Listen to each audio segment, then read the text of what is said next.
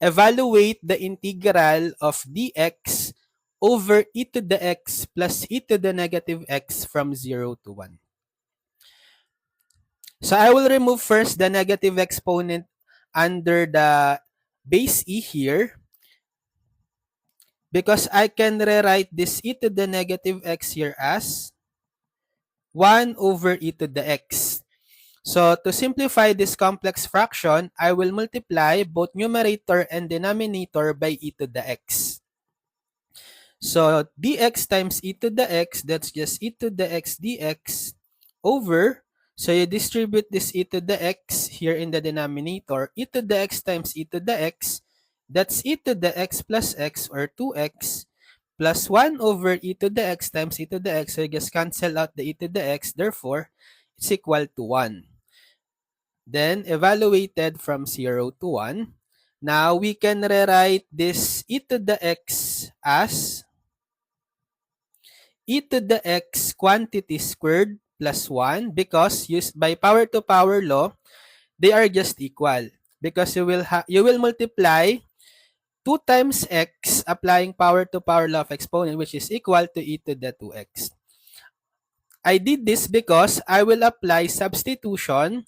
I will let u be equal to e to the x, and getting its derivative of u du, derivative of e to the x, that's e to the x dx, which is the original given term on the integral.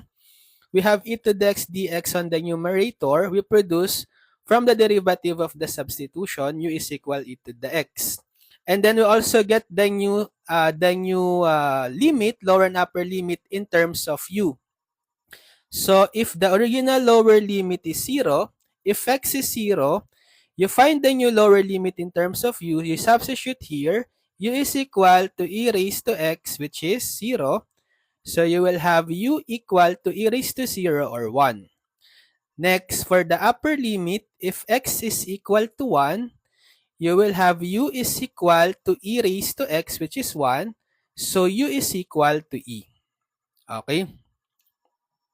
So therefore, the new integral in terms of u will be integral from the new lower limit 1 to the new upper limit e. And for the integrand, we will have e to the x dx, that's equal to du. E to the x is equal to u, then raised to the second power plus 1.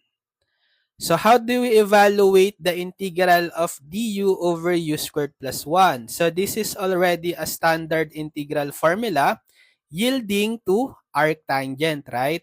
So its integral is arctangent of u, and then we evaluate from the lower to upper limit 1 to e.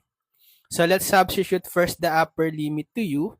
So we have arctan of u, which is e, then minus, substitute the lower limit 1 to u, arctan of u, which is 1. So arctan of e minus arctan of 1, so we have a value for this, it's equal to pi over 4. So this will be the exact answer. Arctan of e minus pi over 4.